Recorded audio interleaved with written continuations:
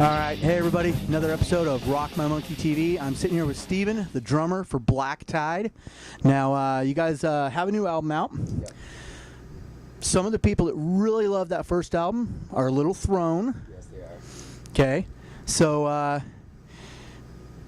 I'm fat and 40. So I really love, when I see young kids like you guys were and actually kind of still are, and I see them playing that old school style like you guys were playing on that first album, I just like, you guys are my new favorite band. And then you come out there and it's like, now you got kind of some of those, how can I say, modern influences. What caused those that style is such a drastic change in style, and what influence, what are those new influences from? Well, what I think people have to take into account is, it might seem like a drastic change, but some of the songs Gabriel wrote on the first record when he was 10 years old. Now he's 18. So really the change has been over 8 years, and I think any band over 8 years is going to change, especially from someone from 10 to 18. I mean, Matt, what were you doing at 10 years old? Was it anything similar to what you were doing when you were 18? Let's just say it was it was about as opposite as you can get from who I am now. That's what I was when I was 10. Okay, there you go. Well, I just want to point that out. A lot of people think that it's really a drastic change, but it's really like a natural progression over the years. And really what it is, it's just our influences have changed. We listen to everything. We don't limit ourselves, and we just want to be able to be creative in the studio and write whatever we want, Okay. Now, when that first album came out, you guys were talking about your influences. Were Metallica, Iron Maiden.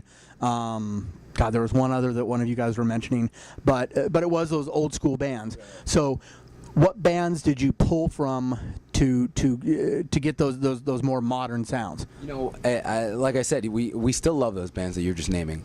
We just listen to everything. We don't limit ourselves. I listen to literally everything. Okay. Anything that's good, I'll have it on, and I'll enjoy it. Okay. Now, I actually just interviewed the drummer for Art of Dying, and so for some reason I'm getting drummers today, which is okay. But drummers are probably the most. Let's just say most musician jokes are drummer jokes, and so and drummers are like they just beat on things. Do you have any influence on the writing? Absolutely. We all like to put our stuff in the mix and see what the deal. I actually came up with the song "Walking Dead Man" that's on the album, and then after the fact, everyone just kind of put their little stuff into it, and like with a lot of the songs that are on the record, we all just collaborate. So it was a different process for this record. Okay. Now, if I'm remembering correctly, you guys are on Roadrunner, right? We're actually on Interscope Records. Oh, you're on Interscope. Why am I thinking you guys were on Roadrunner? Just brain fart. Okay. So what is there? Again, drummers a lot of times don't get the credit they deserve, unless you're Neil Peart. I think he gets tons of credit. What would you say there is that your drumming offers that makes you not, the standard drummer, makes you above the fray? That's interesting. I don't know. I like to think that I've toned it down, but at the same time gotten more creative behind the kit. I like to groove. I prefer to play something for the song and just really just have people feel what I'm playing.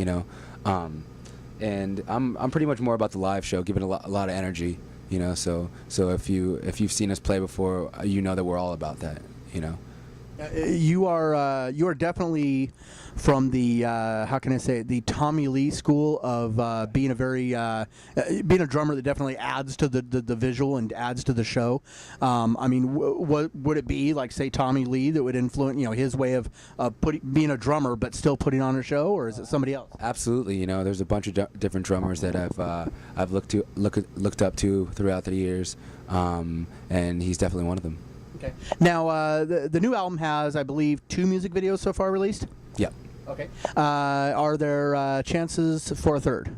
Actually, today we just shot a video it's a live video for the song Ashes, and it's featuring Matt Tuck from Bullet for My Valentine. So be sure to check that out.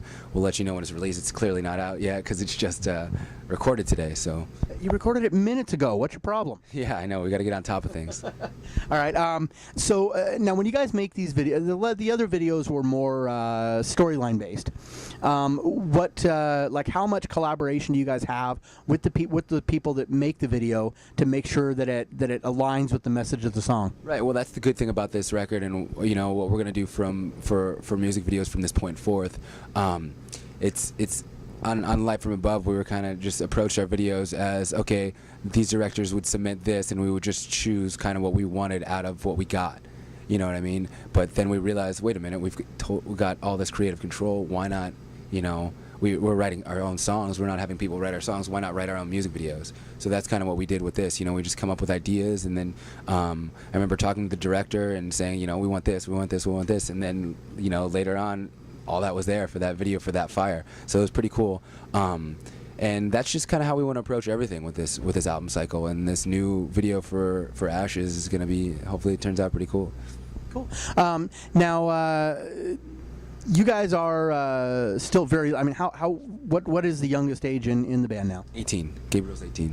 Okay, so you guys are actually now all adults, and you no longer have to have chaperones or tutors on tour with you. Correct. Okay. All right. Cool. Now, would you say that you know, since you guys did get such an early start, you guys did have to have tutors and chauffeurs and all that? Would you say that you probably got a better education because of that, or maybe? I mean, how do you? I mean, I feel like we all make sacrifices out here doing what we're doing, and education is definitely one of the sacrifices that some of the guys had to make. I fortunately got to go to college and then had to leave to do our first record. So I tried to do online schooling for a while, and then I wasn't able to continue with Wi-Fi these days. I can create a million excuses, but it's really just up to me. I'd like to go back and finish out what I can, but at this point I'm focusing on other things, and the other guys did have to make sacrifices and leave school.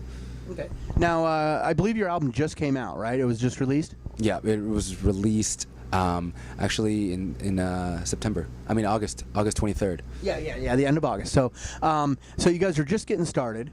Here we are in the fall. Now, are you guys going to be coming back in the spring, or what's the plans? I mean, throughout this touring cycle, we're just going to be on the road a lot, so I can imagine we're going to be back here fairly soon. So nothing's set in stone as far as when we're going to be here, but hopefully really soon. Today was awesome. Okay.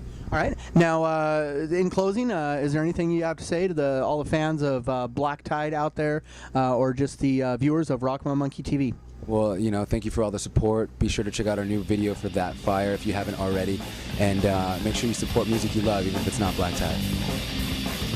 All right. Thank you very much for your time. And for more episodes of this, go to rockmymonkey.com/TV.